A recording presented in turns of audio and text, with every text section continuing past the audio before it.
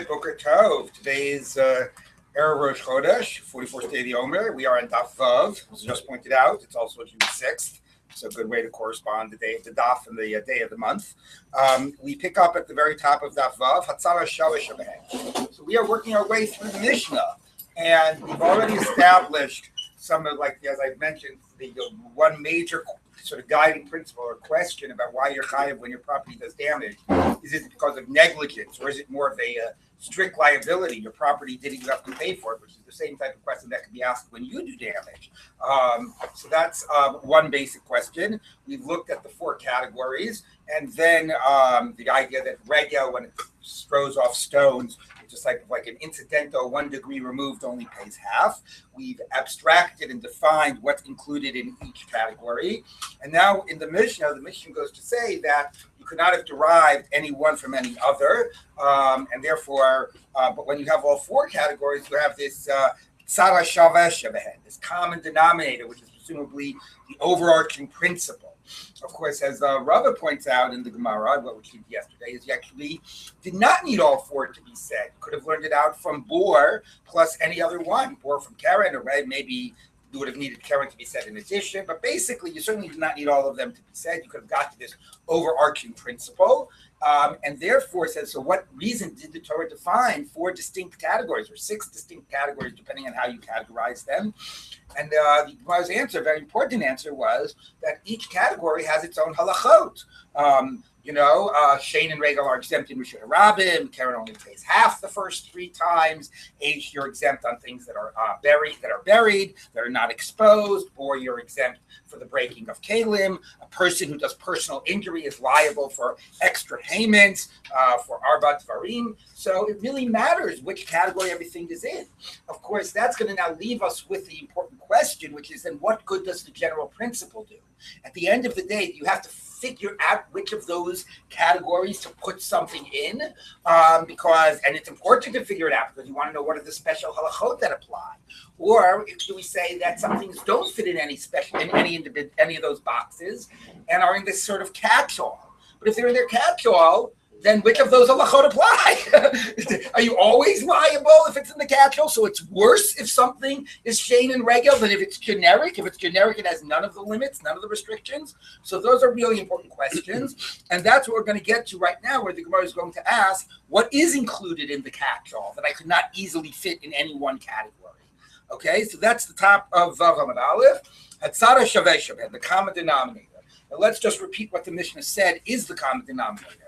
The Mishnah says, Hatzara shaveh behen, shemamoncha, it's your property, ushmiratzon alecha, you have an obligation to watch it, and when it goes out and damages, you're liable. Now, there's a couple questions. Also, darkan. Oh, I'm sorry. Thank you. I forgot that. Very important. Mamoncha v'darkan lahazik. Right, correct. Now, mamoncha is an important question because, not all these things are considered your property. Is a well you dig in Rishon Rabbi considered your property? How much is the idea that is your fire? I guess fire maybe is your property, but how much is the idea that something is your property a principal part of making you obligated? That's question number one.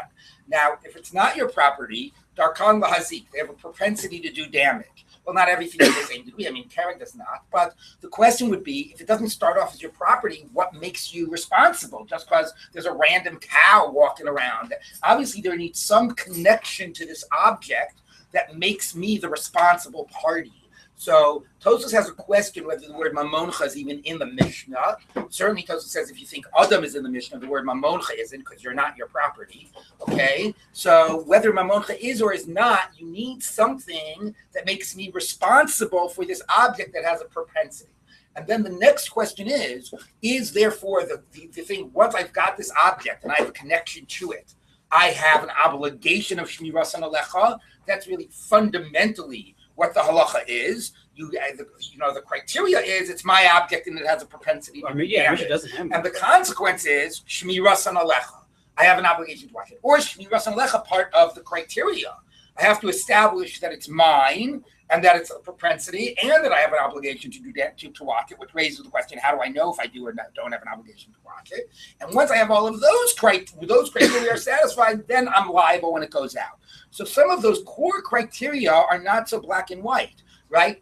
Do you really need mamoncha? What would define the connection? And do you have to identify that it's shmiras alecha, or is that a natural consequence that it's shmiras alecha? Okay, but that is at least, so now we know the abstract principle, sort of. Yes, if you had a question. So what's the having that mamoncha is in the Mishnah? It's not in the Mishnah. It's not written in our Mishnah, but okay. Well, so some Girsos had it. I mean, often the printed text here reflects the edits of Rashi and Tosfos.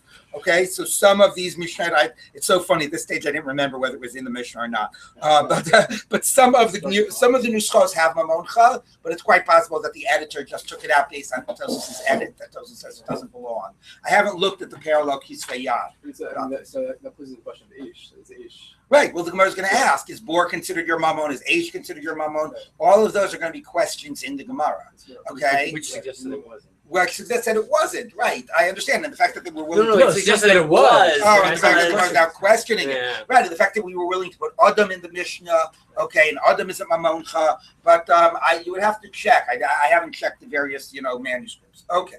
All right. Let's take a look at the top of now Vav Amud Aleph. Atzara Shaveshav and the common denominator. So what does this big overarching principle, this big generic category include? Amar Abaye,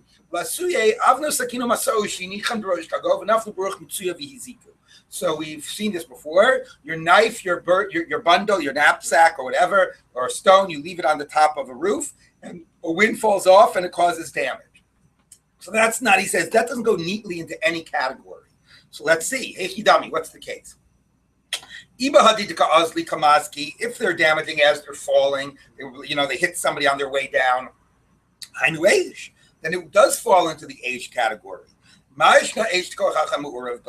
So Aish is fundamental characteristic is that it has another force in mixed in it. The wind is spreading the fire here. The wind is blowing this thing. This is why there was the question of whether it was in the Mishnah, because when the Gemara does this characterizing, it always throws in the word mamoncha. Okay, so that was the question whether it was in the Mishnah. But that we've seen that in the Gemara before. Umamoncha v'shmiras alecha. It's your property and you have an obligation to watch it. Here too, it's got this other force mixed into it. This is the wind that blew it off.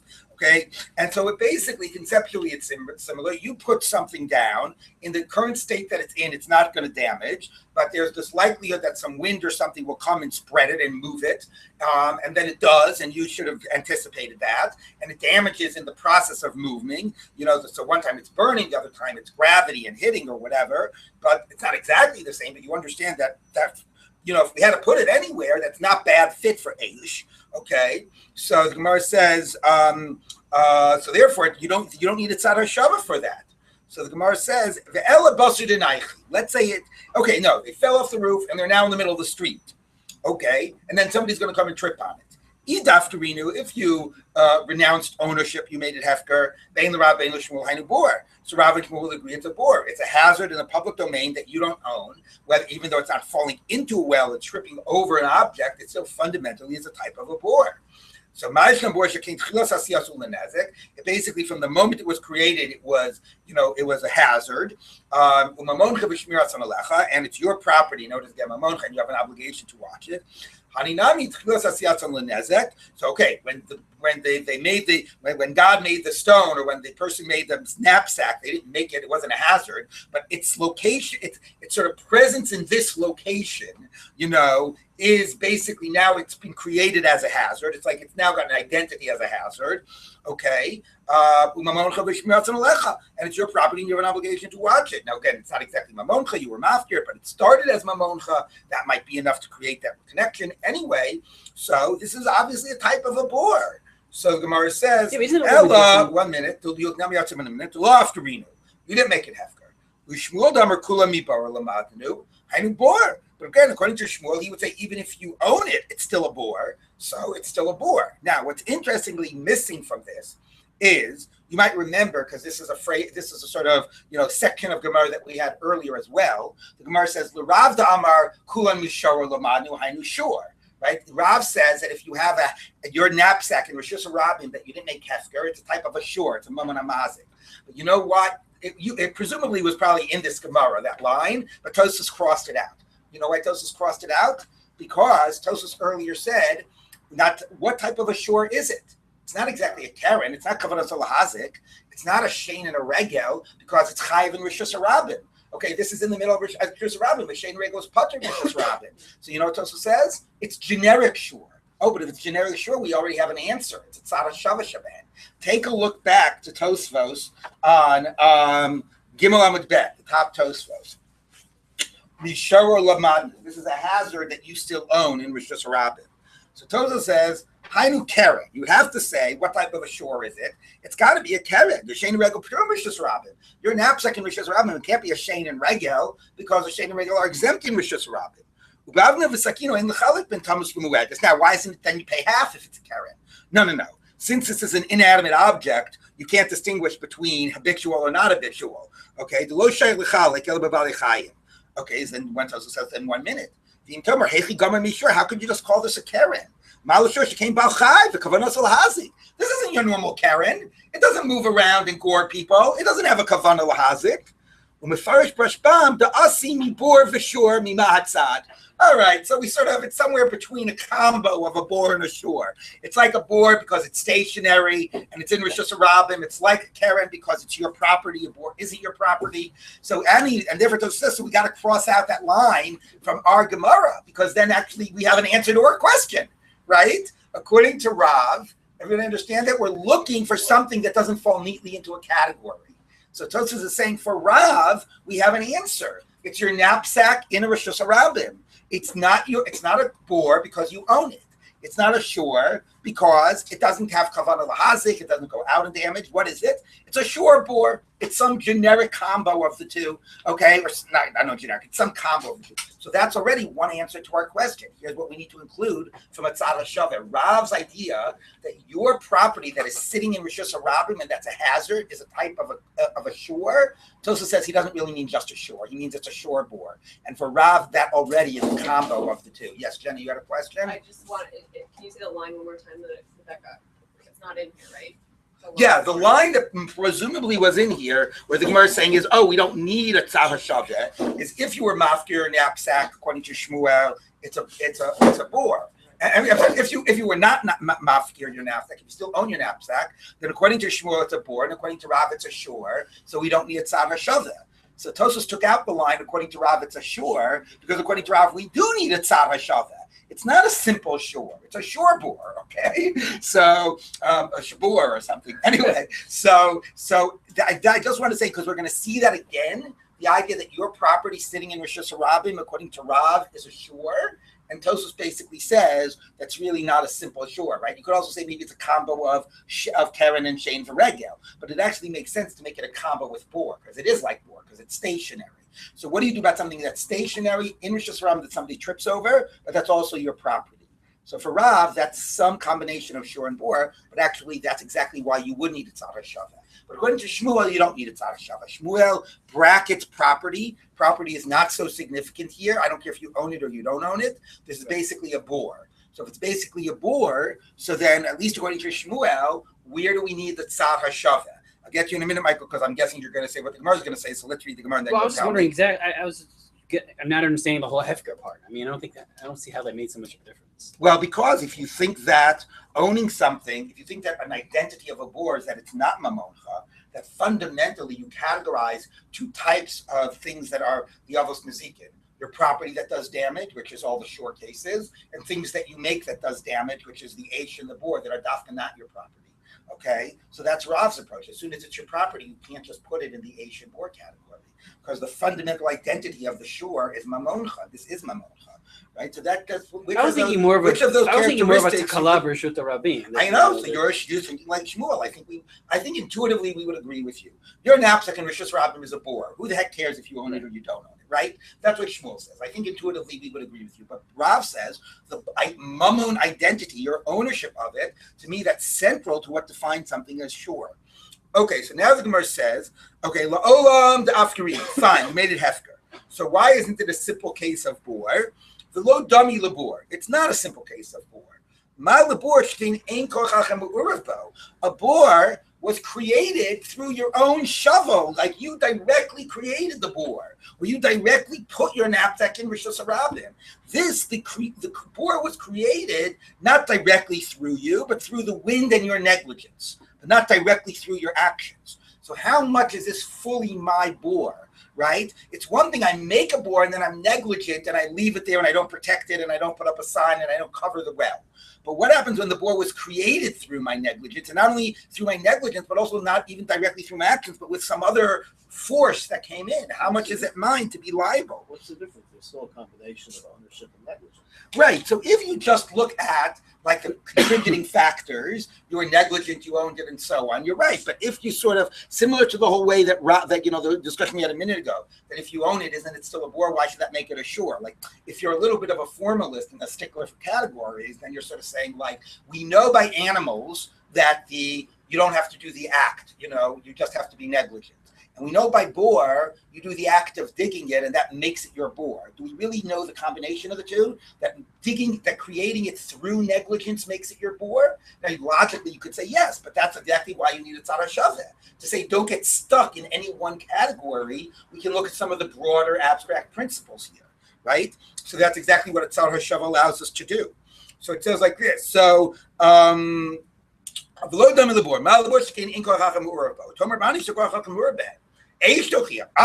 me tell you, if you're bothered that Korach and Mu'urav, you should be exempt, but Eish shows you that even with this other force, you're liable. You can't put this thing in an Eish category, and Eish goes out and does damage. This just sits in Rishus Harabim. Okay? Bor Tochia. Okay? A bor sits in Rishus Harabim. The Chazar Adin, it goes back and forth. So basically, it falls somewhere between a bor and an Eish. From Eish, you learn out that you don't have to directly do it yourself. Even if some other force contributes, that's okay. And from bor, you learn out that it fundamentally is a hazard in Rishus Harabim that somebody comes and trips on and you're liable. Now, again, the question I would ask you is, okay, what would be the halacha by this knapsack that fell in Rishus Harabim? Are you exempt by things that are tamun, that are not exposed? Are you exempt by kalim? Which category is it fundamentally? I think intuitively we would all say it's fundamentally a bor. Okay, it's a bor, and you learn from Eish not to exclude it because of kolachach and me'urav. But fundamentally it's a bor, right? So I think that's one way of approaching this question. There is no generic catch-all category.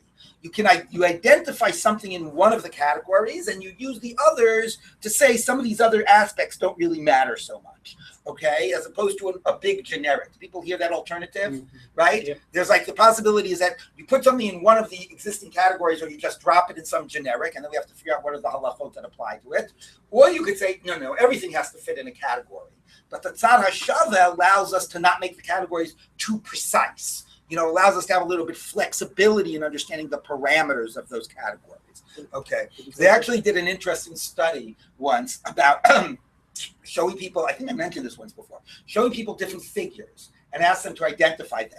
So you have an exact square, then you had something which was like a little off, a little curved, a little whatever. And, and then they also identified like people's political, sort of positions on things, conservative and liberal and so on. The more people were conservative, the more they would not have a very narrow definition of what constituted a square. And if something was like a little bit off, no, that's already not a square. So anyway, yes. This study shows very limited in the sense that it only includes the case where you're mafkir before. Right, because if you're not mafkir, well, according to Shmuel, it would remain bor, but according to Shor, you're not mafkir, it would pull it into the Shor category. Right. So this is a very limited tzad hashaveh. No, not limited. I mean, it's just that for Rav, the tzad hashaveh switches once you own it. For Shmuel, it doesn't matter if you own it. For Rav, if you own it, then it's fundamentally a shore with the tzad hashaveh allowing you to include even cases where it doesn't go out and damage, right? But that would be a difference, right? If you ask, let's talk about that for a moment because that's helpful to clarify. You've got your knapsack, which you left in Rishus Harabim and you weren't mafkir it.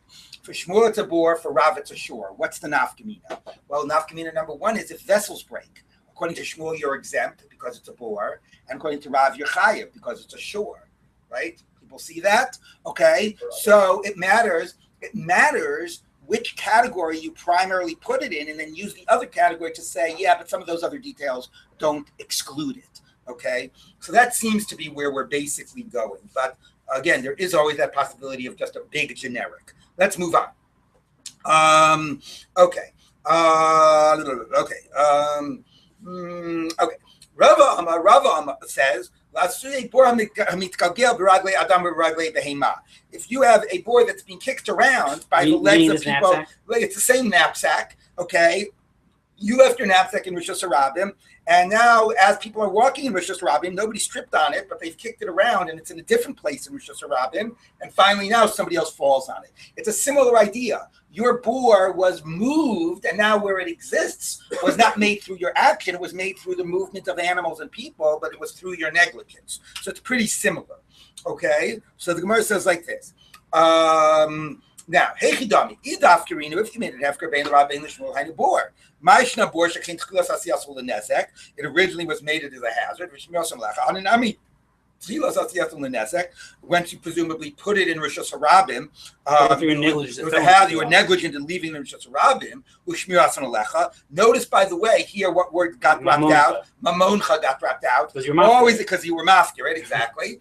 Okay. Haninami is because it's Ushmirasan Lecha. Elo Delaf, you weren't mafkir. Okay, but still according to Shmuel, it's a bor. Of course, again, we've crossed out the Rav would say it would be a shore, because that again would be a tzad hashava between shore and bor. All right, anyway, the Gemara says if it should be a bor, olam dafkarinu, fine, you made it after, but it's not so obviously a bor. The low dami labor, it's not a simple case of a bor. Ma labor shekain masav garmelo. By a bor, you directly dug it, okay? Tomer Bahani Shein Masav Garmerlo. Here, you didn't directly dig it. You put, where it wound up landing was not where you placed it. All right, it's really very similar to the thing that fell down. Rather than calling it a koach of a wind, the koach here is the animals and the people that are kicking it around. Okay, so Sharo Yochiach. An ox will show you that even if you didn't directly create the ox or dig the thing, it's just your negligence and the ox went and did something. No, but there it did an act of damage. Here somebody comes and trips on it. Bor tochiach, okay, but a bor makes it. A bor will show you it doesn't have to do an act of damage. And it goes back and forth. Each characteristic is not the same. It's some combination. Again, we would presumably say it fundamentally is a bor, but we learned from shore that even if you didn't dig it, even if it got moved by people kicking it around, that's enough. It still remains your bor. Okay, presumably, again, we're not saying it's some combo. At least intuitively, we would say this is a bor that we learned from this other thing can still remain a bor. For Shmuel, if you own it or don't own it, and for Rav, if you don't own it, it's still a bor. Once you own it, it would be a shore. Yes. Why didn't Gemara say we know from shore I mean, the last time at the top of the page when the bor was mafkir, it did say the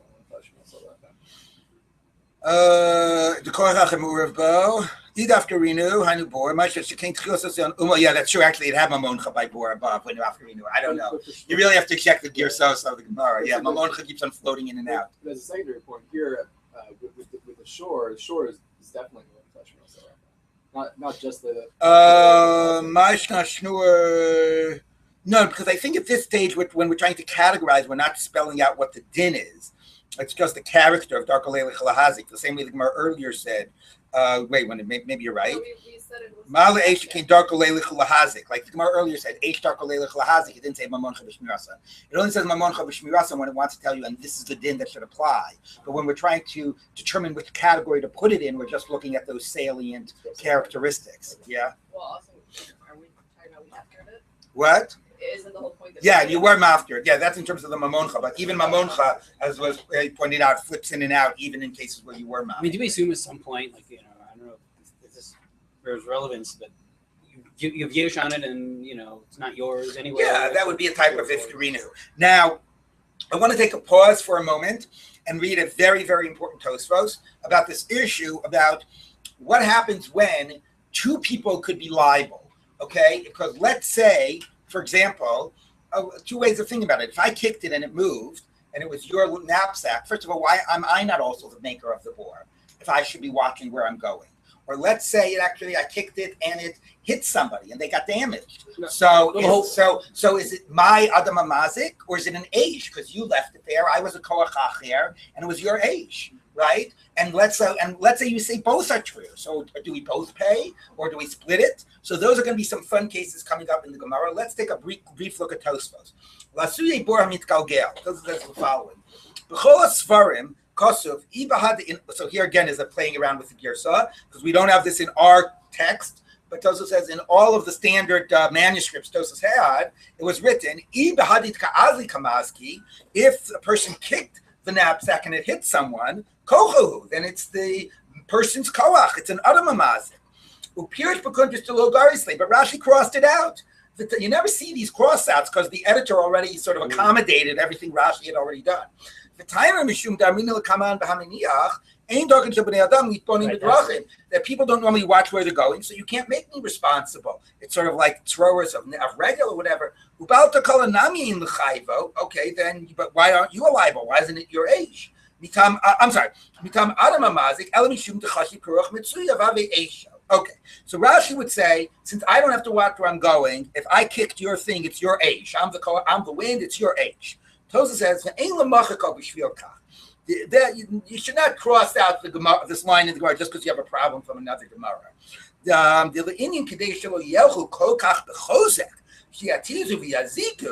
you should be careful enough that you don't kick something with so much force that it goes and injures somebody else. That enough you should be able to be paying attention to.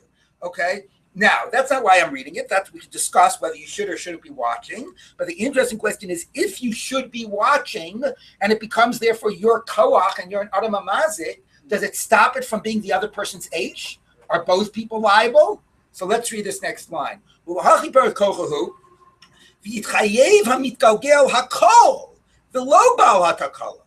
actually, if you have an adam amazik, that overtakes the idea of your age. If I'm the doer, then the fact that it's also your fire, so it says the fact that I'm a conscious, even though I wasn't intentionally doing it, makes it that I am manipulating your knapsack and makes it all about me. It's no longer your knapsack. I'm not just a wind. 1 minute, I want to read another thing.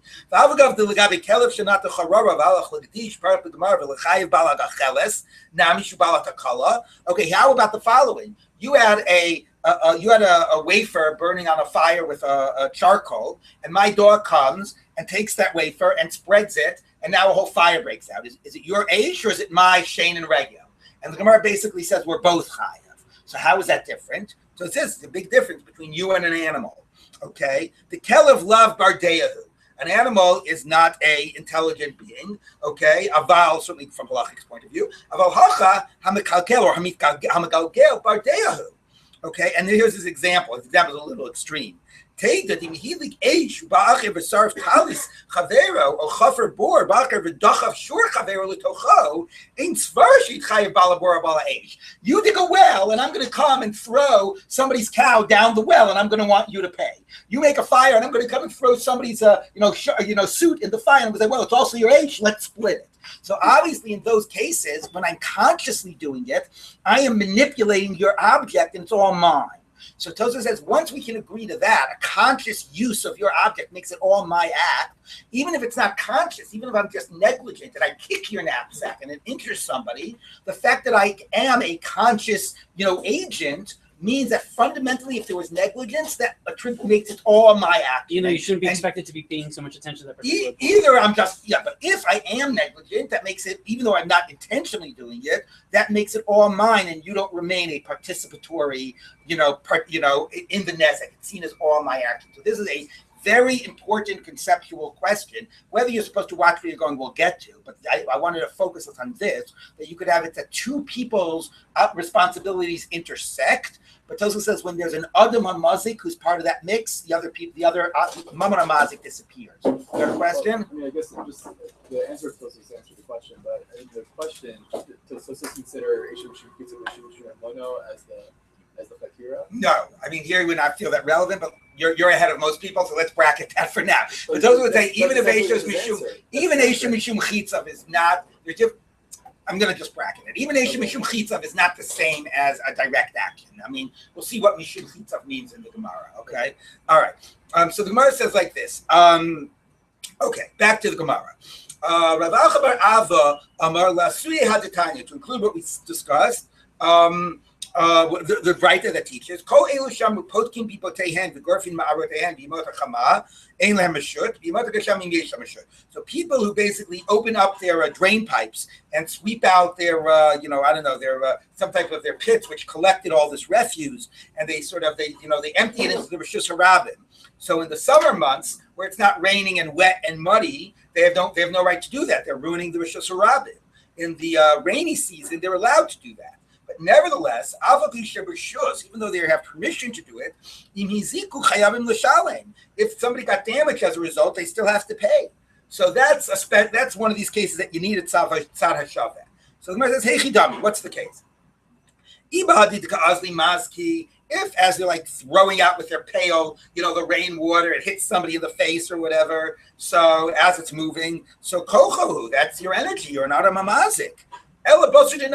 So fine, it landed in the Rishus Harabim, your rainwater, and then somebody slipped on it. If you made it hefker, bein l'rab bein l'shmuel hainu bor. We're back to being a bor if you made it hefker. Ma'ishna bor t'chilas asiyas l'nezek mamoncha b'shmiras anlecha. Hani nami t'chilas asiyas l'nezek mamoncha b'shmiras anlecha. So here too, notice again, by the way, it has mamoncha. Once again, even though you were mafkir it, that's going to be the whole question. Whether bor, even if you don't own it, we conceptualize it as if you own it. Okay, but if you don't own it, it's just like a bore. You dug it in Rishus Harabim. So rather than digging it with your shovel, you dug it by throwing the water there. You made a bore in Rishus Harabim. Elo de lo afkirinu, you weren't mafkir. The Shmuel Damer kolam mi bor lamanu hainu bor, but according to Shmuel, at least it's still a bor. Fine, for Rav it would be a shore, and that maybe is a tzad HaShaveh, but for Shmuel at least it's still a bor. La'olam dafkirin, fine, you made it hefker, and everybody would agree it's a bor, but you still need the tzad HaShaveh. The low dami labor, it's not like a bor. Malabor shekain shalo birshus. By the bor, when you dig a hole in Rishus Harabim, you didn't have a right to dig a hole in Rishus Harabim. So of course you're going to be liable. If you are given permission to throw your rainwater in Rishus Harabim, you might think that with that permission comes a waiver of responsibility, right? So maybe part of the reason you're liable for a bor is not just because you created the hazard, but you did it and you didn't have the permission to do it. You did it, you did it without license. But maybe with license, you'd be okay. So the Gemara says, so that's why you need Tzad HaShaveh. Sure, Yochiach. Sure is different. You never, you don't do anything usher by a shore. You don't go ahead and damage your Rishus Harabim or whatever. I mean, you're negligent, but you didn't do anything that you didn't have permission to not to do. Malashur that you didn't shekain darkalei l'chazika, but sure is different. It does active damage. Or tochiach the chazara did. Okay, so from the Tzad HaShaveh we say, and look, by the way, of all of the things, to me so far this is the biggest chiddush, right? Because there is something very deeply intuitive. It's like if you have permission to do it. Now, it could always be that like the powers that be explicitly give you a waiver, right? Provisional. Right, exactly. I mean, it could be that there's like a, just a takana, that we're going to let people do this and be exempt. Okay, so we're not talking about a takana. We're talking about in principle. If you dig something with permission in Rishus Harabim, before we get to a special override, which we might have reasons, communal reasons to exempt you, fundamentally, if I make a hazard but I had permission to do it, am I liable or not? And you're saying, yeah, you know what? If you still have to prevent damage, even if you have permission to do it. You have to not, if through your negligence somebody was hurt, you do it and you do it in a way that nobody's going to get hurt. Just because you're allowed to do it doesn't mean you can be not responsible for what might happen as a result of that action. Yes, Jenna. It's a good Gemara for like environmental issues and like I don't know if you were doing a class on that to like talk about responsibility. I don't know, like a company built an oil well. Right. What is there then? Right. Well, that's why all of Baba Kamma, is so relevant to exactly that types of liabilities through your actions and what you have permission to do. And even if you have, but you're right, it's a very powerful statement. Even if you have permission, you still are not, free from liability if people can be injured as a result. Okay. So the Gemara says like this. Ravina Amar Lasi had to include what we taught in the Mishnah. Akota va'ilan shenaflu l'rishut harabim v'ziku pater milushalem. Your wall, which or tree fell into Rishut Harabim and damaged. You're exempt. Meaning, if it happened like without warning. Nafnu lo zman lakut as a ilan. But you were told, actually you were given warning, and you were told you have to cut down that tree, it's about to fall, or knock down that wall within the next 3 weeks. The naflu, and they fell down. If it's b'toch hazman v'ziku pater, If it was during the time that you still had to cut it down, you're exempt because you're still like an honest or whatever. But once you pass the deadline, chayiv. Okay. Hey, chidami. Now, what's the case? Now, we're assuming that it did not injure somebody as it was falling, right? We're assuming that might be Aish or something. We'll see about that. But anyway, we're assuming that it fell and then somebody tripped on it. So what's the case? If you were mafkir, bein Rabbi Lishmul Hainu Bor. Mashnor Bor de Zeko Matsui. A bore is a prevalent cause of damage, and you have a responsibility to watch it. Again, Mamoncha dropped out. Here too, it should be a type of a bore. Obviously, if somebody could have gotten damaged. And either and if you didn't mafkir, the bore, it's still bore according to Shmuel. It says La'olam dafkarina, you were mafkir. Lo dami labor, malabor shechein tchilas asiyasol nezek. So if somebody was paying close attention, you notice that the Gemara did a little trick. Until now, it's been describing Boris Tchilas Asiyas U'Nezek, but here we had to hold that back because this tree or the wall wasn't Tchilas Asiyas U'Nezek. When you planted the tree and built the wall, it wasn't a hazard. It became a Nezek later on. Okay, so therefore we characterized it as Hezek and Matsui. And then we came back and said, no, it is not classic bor. Because classic bor is not just Hezeko Matsui. Classic bor is Tchilas Asiyas Olanezek. It basically started life in this position where it is as a hazard. And this actually only became one after a long period of time. Okay? Tomer Bahani She'ain Tov Tchilas Asiyas Olanezek? Sure, Yochich. Oh, so let's move from a sure. Sure doesn't have to start life as a hazard. It's just because of negligence that happens, later on. So Malu Shor Shekain Darkolei Chazik, but that doesn't active damage. Bor Tochiach v'Chazar Din, it goes back. So in the end, it's fascinating. All the answers were variations of bor, right? A bor that you didn't directly dig, a bor that fell because of the wind, because somebody kicked it, a bor that was dug birishus, and finally something that was a bor that happened, that did not start as a hazard, but it was only as a result of your negligence. So it's very interesting that we don't have anything that's not like a classic bor. According to Rav, of course, your knapsack in Rishus Harabim that you weren't mafkir is actually a shur, and that's another type of a tzad hashava. But all the ones in the Gemara tzad hashavas are types of bors, or it seemed to be. Yes. What was the Havmi in the previous case that garbage was not immediately after? I don't know. It could be because it was maybe included like excrement, and that maybe you would want to use it. But if you're throwing it in Rishus Harabim, I didn't get that. I think the Gemara was just sort of on, sort of like going through the motions there of the whole right. But I was wondering the same thing. Anyway, yes. Factor here, Nasula Rishus. Who are they, and how do they have the authority to exempt someone from damages? I think it's assuming like Chazal or whatever, but no, it sounds like local authority says, okay, your wall fell down, you have 7 days to clear it. Meaning the clearing. Oh, you didn't mean the post can be Bosehen. Oh yeah. Right. You meant this. That's an interesting point. Right. Why the thing in Masechet Tani where we're like famous Rabbanim go around and like examine walls and tell people you got to rebuild that one. Right, but the question becomes how do you assess negligence? Yeah. Right, that's always a good question. How do you assess negligence? So if every Rosh is based in, but it's based in. But that really lets you. Nasulozman based in, right? But you are true. It could be like a local based in. It's a good question. Like, what if it wasn't a based in? What if it was like the some council, some board or whatever? I don't know, because it's a good point based in. But I would imagine, look, it's sometimes hard. How do you assess negligence, right? I think that we could say that if you were whoever the relevant authorities were, gave you looked at the circumstances and assessed that you have to do within a certain period. Because, look, it's a general question. Like, let's say nobody gave you a time and you were sort of aware of it, right? Do you become chayav immediately? Do you become chayav within a certain period of time where it's reasonable that you should have taken care of it? Who's to determine how much time that is? And it will change from case to case, right? So it's always very circumstantial to assess exactly at what stage does it become negligence. From the perspective of the person who gets damaged, right? Like, who said that you had a week, right? Right. I tripped near myself. Right. Today. Right. It's on the other hand, you do have to give some certain time, right? So that's what, I mean, the Gemara, it's a very important line. We're going to get into the Gemara. And I appreciate that you're asking, like, and why is it fair from the person that suffered the injury? The Gemara later is going to say, like, Chasida, it should be Osek B'mili D'Nezikin.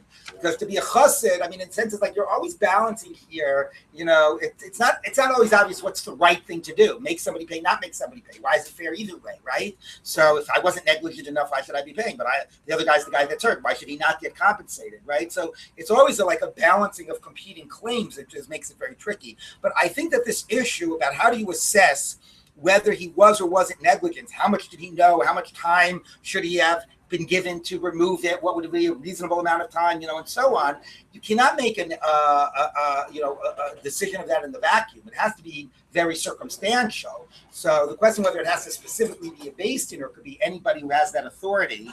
But I appreciate you pushing on that. So I don't know if it matters. Yeah. The national is money. Does that mean necessarily after it fell, they gave you a chance to clear it away, or they said this wall is going to fall down within a month? You better take care of it before it falls down, and before the month expires and falls down. No, it seems like they give you a concrete amount of time, right? Kind of amount of time, but before the wall fell or after the wall fell? Oh, you mean after it fell to clear it away? Yeah, is that what you're saying? The way I think you're explaining the Gemara is that the wall fell, then the zoning board came and said you have to clear. Oh no! I did. That wasn't what I intended to say. I intended to say that they see it's about to fall, and they tell you have to remove it before it falls. Tosfos deals with the other case as well, which is after it fell. That Tosfos raises that question. After it fell, are you immediately liable, or do we assume, as you're saying, maybe you give a guy a certain amount of time to remove the debris? So Tosfos raises that question as well. Tosfos also raises the question: if it damages when it's falling, is it bor or is it eish? Now let me read that for a minute, because that actually does get to a more interesting hybrid. What? Before we assumed it was eish, correct? But here the Gemara doesn't discuss happen. So if you look at the Tosfos Hainu bor, look at this on Vav Amud Aleph at the bottom. Tosfos says, even as it was falling,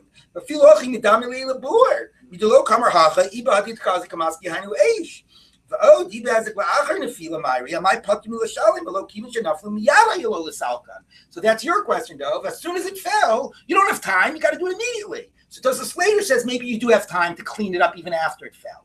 Okay, but what I find is fascinating is that Tosfos actually thinks that as it's falling, it could actually be a bor and not an eish. Okay, now if you look now, skip down a line, two lines from the bottom, Alpha Gav, near the end of that line. Alpha Gav the bor ein holech lahazik, ve'lo hochinu bezikin. Yesh lanu lelamda mibor the azik tedef hezek ditu shahochinu bezikin mibor she'eino holech mazik el mazik bin komo.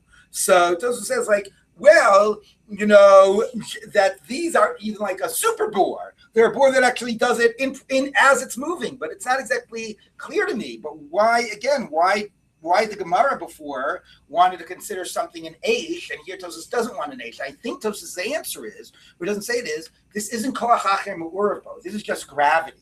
This is the thing falling. So it's not a shore, because it's not walking around on the street damaging whatever. It's only in a very limited space as it's falling. So it's not really holech umazik. It's not an H because it's not a wind, it's just gravity. And also it's not spreading far like a wind. It's just so Tosfos says because it sort of stays within its arba amos, as it were, even if it's falling and hitting, it's a type of an active bore. Okay, as opposed to an Aish or a shore with a limited range. Look, you can have your dog on a leash and it could have a limited range and it could still bite somebody, right? So you could have said it's like a type of a shore with a limited range, but Tosfos actually says it's a type of a moving bore. So again, that's something that is, I think, more interesting as a real hybrid.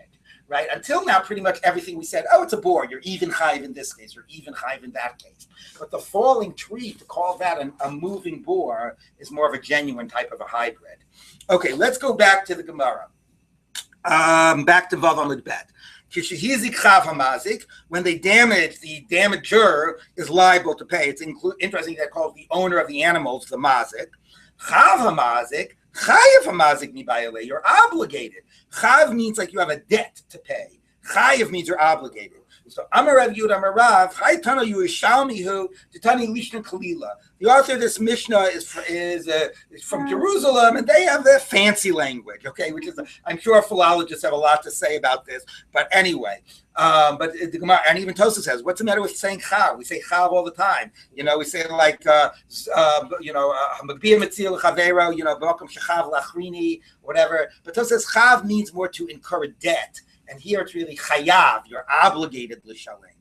Okay, l'shalem tashlumei nezek. Now we get to the last part of the Mishnah, which is you have to pay, if you're paying with land, you have to pay mimeta, from the best of your land. So now we're going to figure out where we learned it from the pasuk and how to define best of your land. Tanu Rabbanan, meitav sadeo meitav kamo yishalem. Meitav sadeo shel nizak, meitav kamo shel nizak. Divrei Rabbi Shmuel. You have to pay the best of the property of the damagee. So if Reuven's cow grazed in Shimon's field, he has to pay Shimon back with the best of Shimon's land. Like obviously not Shimon's land itself, but equal to the best of Shimon's land. Rabbi Akiva Omer, no, that's not what it means. It means that if Shimon is collecting from Reuven's property, he gets to collect from the best of the property. So if it did $100 of damage, you get to collect $100 worth of grade A property and not of grade C property. Okay, it's still just going to be $100, but you can get it from the good, high-quality land, and which is obviously easier to sell and whatever than getting it from the low-quality land. Okay, and certainly in the case of hektish, hektish would collect from the high-quality land. Now, so for Rabbi Akiva, because he says ligbos mina idis, you collect from. It's clear that the debt is fixed based on the amount of damage, $100, and you just have to figure out what object are you going to collect it from. And you'll collect that $100 from, if it's going to be land, from the top quality land of the Mazik, of Reuven. But now the Gemara wants to understand Rabbi Yishmael, because Rabbi Yishmael is a little vaguer. And Rabbi Yishmael says you pay back the best of Shimon's land. It sounds like, well, let's see what the Gemara thinks it sounds like. The Gemara says, Rabbi Yishmael, Achol Shmeina Mishal Shmeina, 1 minute. According to Rabbi Yishmael, if the cow ate from a fat, acre, an acre of good, high quality, grass or whatever, great, and fruit, he would pay back. He would pay high quality. Achol Kehusha, if he eats a lean quality acre, Mishalim Shmeina, you're going to pay back high quality, because it thinks that when Rabbi Yishmael says you pay back the best, doesn't mean you figure out the damage. $100. It means you imagine it as if the animal ate from the best crop of the nizak. Okay, so if he ate an acre of the nizak, it doesn't matter what acre he ate. You imagine it as if he ate from the best acre, and that's what you have to pay back. So the Gemara says, really? That doesn't seem fair. So the Gemara says, it ate one row amongst many rows, so it munched on a row of, tomatoes, okay? And we can't tell. Did it eat from the really good, high-quality tomatoes, or did it eat from some poorer qualities? How are we supposed to assess exactly how much that row of tomatoes was worth, right? Some rows are worth a lot more, okay? In that case, the evidence is gone, right? That's the point that you made the other day, Jenna, right? And the evidence is gone. How do we know what the quality of what it ate? The Mishalim Shmeina, in that case, the Torah is saying you figure it out based on the top quality. If you don't know, you pay back according to the top of the range. That seems pretty reasonable. You were negligent, your animal did it. If there's any doubt, you pay back according to the top of the range. I'm a Rava, so Rava refuses to accept this totally reasonable answer. If we knew it ate from the worst, you'd pay back according to the worst. So now we don't know if it ate from the worst or the best. You're going to pay back the best? You should say you got the burden of proof. You want me to pay you, you prove it. Okay, now I got to tell you, I find that very strange. Number one is, fine, that's maybe what I would have said until there was a pasuk. The pasuk says, Meitav Sadeo, Meitav Karmo. That's telling me you don't apply the normal rule of Hamotzi Mechaber Lav Araya. Okay? Now, which is fascinating, which shows that how resistant Chazal are to sort of saying that something, even if violates the normal rules. We have a sense of how the rules of the game work. Sure, you can always say Gzeras HaKasav. You can always say, this isn't such a Xeris HaKasav. There's a good logic for it, but it certainly shows, like Rav is saying, like, nope, I absolutely resist interpreting a pasuk in a way that goes against the normal rules of the game. Okay, so that's fascinating. The other interesting thing is, and this gets to your question, Dov, like, who should, it's always that question. So, it's not fair to make you pay because we hamatz mechabel avraya. My fruit is eaten up and you were negligent, right? So you might think that the burden of proof would shift in that case. Maybe I'm trying to get you to pay, but you're negligent maybe makes you have to prove that you're exempt. So that's also fascinating, that even though you're negligent, if there's any doubt, I still have the burden of proof, right? I think we could have thought otherwise. Yes. This is a question of, like, what is the evidence here? Like, are the rules of evidence different for mammonos than for criminal matters? Right. So they are. You don't need like direct adim and so on, but still, in a case of that where you have no evidence and it's a motze mechavero, there's a question of who has the burden of proof. There's one question of what constitutes proof. Right, sort of like in the court system, right? If it's a criminal case, you need to be. Nobody actually witnessed which tomatoes the ox was eating. Right. Then that's a different standard. Like for a criminal case, you'd actually have to witness the act. Right. So here's circumstantial. You're right. There's two issues. One is what constitutes a standard of proof. Right, and it is a lower standard of proof. You don't need direct testimony. You can have certain circumstantial. But then what? Where do we get that idea? Well, we'll see in the Gemara. I mean, but we'll see some discussion of that will come up. But that's like one idea. The other question is burden of proof. Right, the standard might be lower, but you have to start with who has the burden of proof. Right, and you could say so here where we can't prove it at all. If I'm trying to get money from you and I have the burden of proof, I lose out. If you have to prove that you're exempt, you lose out. So those are separate questions. You are right that it's not the same level of direct testimony. We'll see that later. But what's also fascinating is that the burden of proof is still on the one who suffered the injury, the one who's been damaged, because he's trying to get the money from the other guy, even though the negligence has been demonstrated. Right? You're demonstrated negligence. The only question is how much, and I still have the burden of proof. All right, so let's continue in the Gemara. It says like this. Okay. Elamar Rav Acha Bar Yaakov, Hachal Ma'askina. Now we're going to get to what Rabbi Shmuel was really talking about.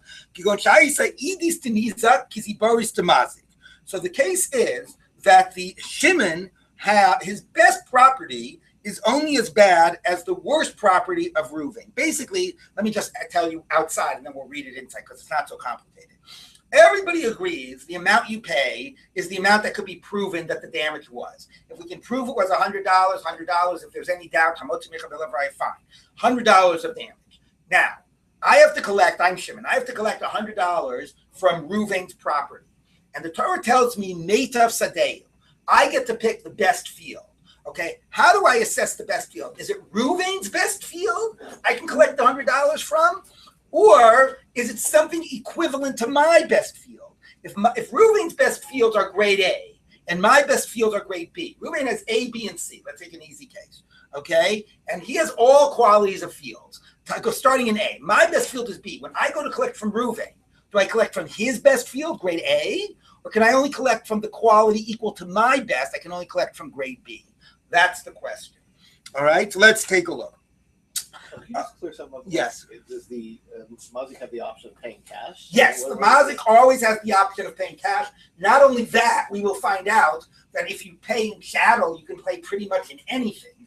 So it's actually quite interesting because who the heck would ever want to pay in land, which is probably the most valuable asset, and then have to pay the best land if you can always pay in cash? But you might not always have cash available. Yeah, right. It might be that the Beis Din is confiscating from you.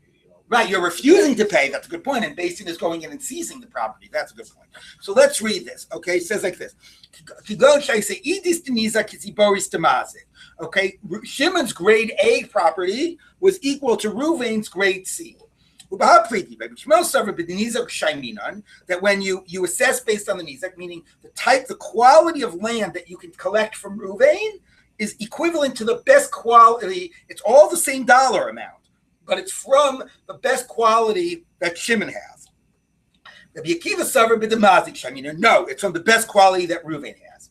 My time is Rabbi Shmuel. What's the reason of Rabbi Shmuel? Nemer sada lamatav and nemer sada lamala. It says bier bistei acher. The animal consumes in another field. So whose field is that? Shimon's field. And then it says pay back the best field. So it's the same field. It's Shimon's field. Masa dam lamala denizak. The same way when it did the damage. We were talking about damaging Shimon's field. So asa dam lamata. When it talks about collecting from the best field, denizak, it means of the best quality that Shimon has. For Rabbi Akiva would say no. Meitav sadehu umeitav karmo yishalem. He shall pay the best of his field. So it's the same him.